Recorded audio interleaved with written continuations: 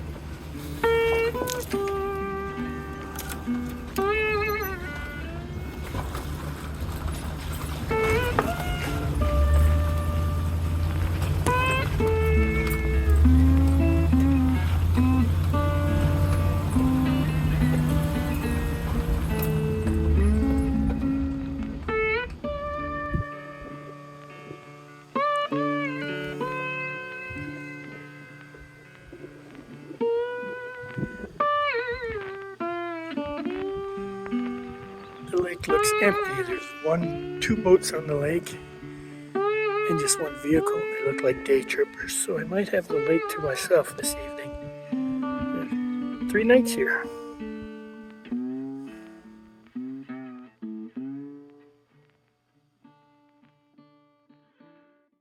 Well, we got into the lake. This is our old favorite camping spot.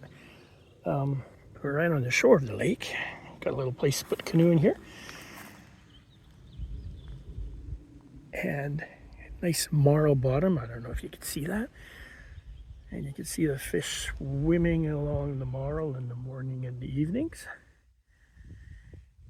And just when I got here, a bunch of damselflies. The little brown ones just newly emerged, flew away. Time to have a beer, some kielbasa. Cheers.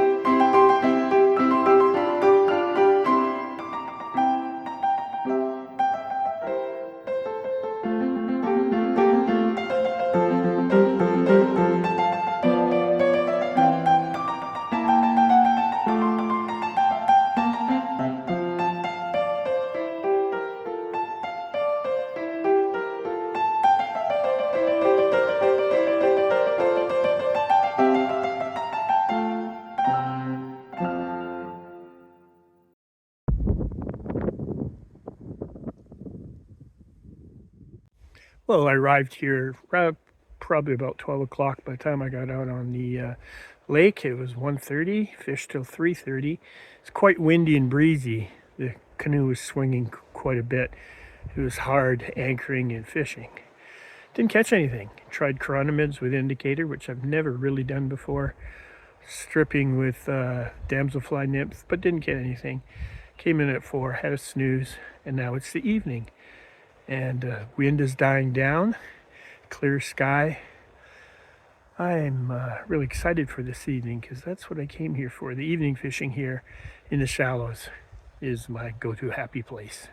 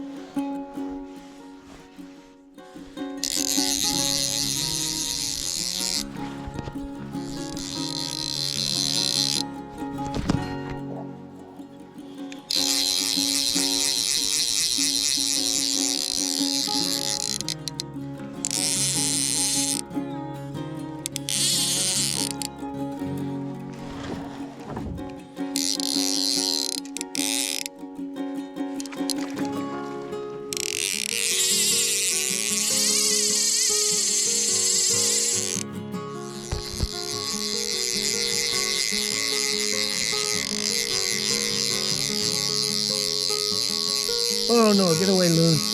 Get away, loon. Oh no, the loon.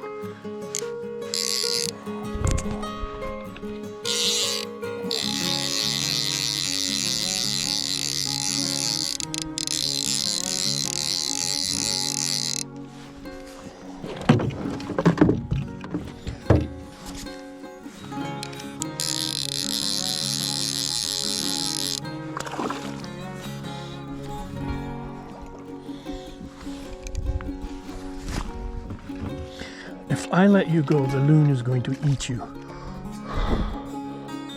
Where are you? Hey. Oh, a brookie. You're a big brookie.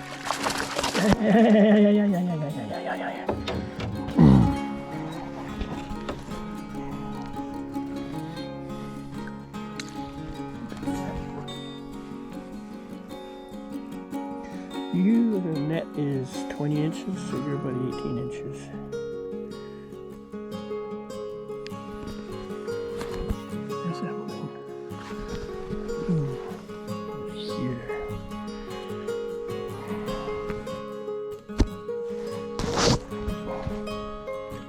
Oh, loon went over there.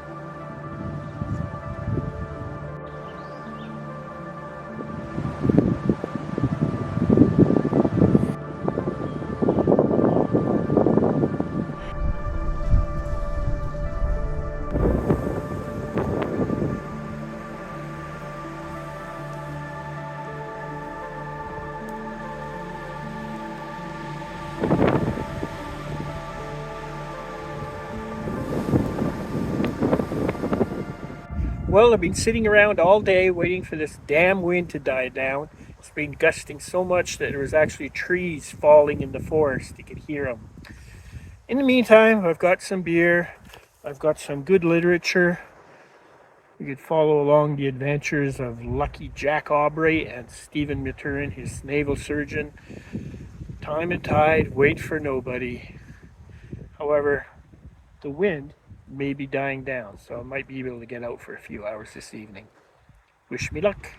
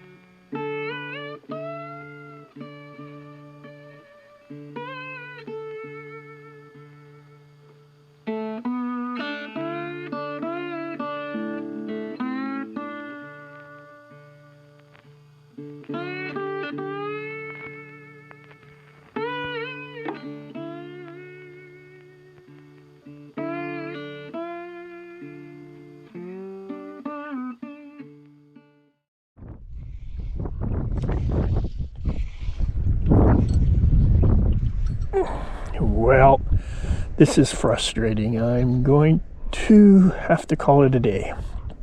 The morning was nice and calm, and now the wind has come up again. I'm tired of fishing. I'm tired of not catching fish. Threw everything out of a nice calm morning. Tried dragonfly nymphs, damselfly nymphs, shrimp, chironomids, sedge pupa. It's just not happening. The real frustrating part is you could see him swimming on the Marl, over the Marl flats. I think I got it even on the drone swimming around. And then they turn toward your fly, follow it, and turn away. So that's really frustrating. So I'm just gonna call it a day, I think. I miss my partner, I miss my daughter. I don't think I want to stay. I have time to stay another night, but I think I'm just gonna call it. And get out of here.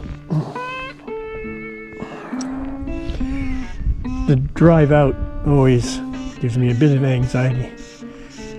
I walked it twice yesterday to get cell reception and plan my route.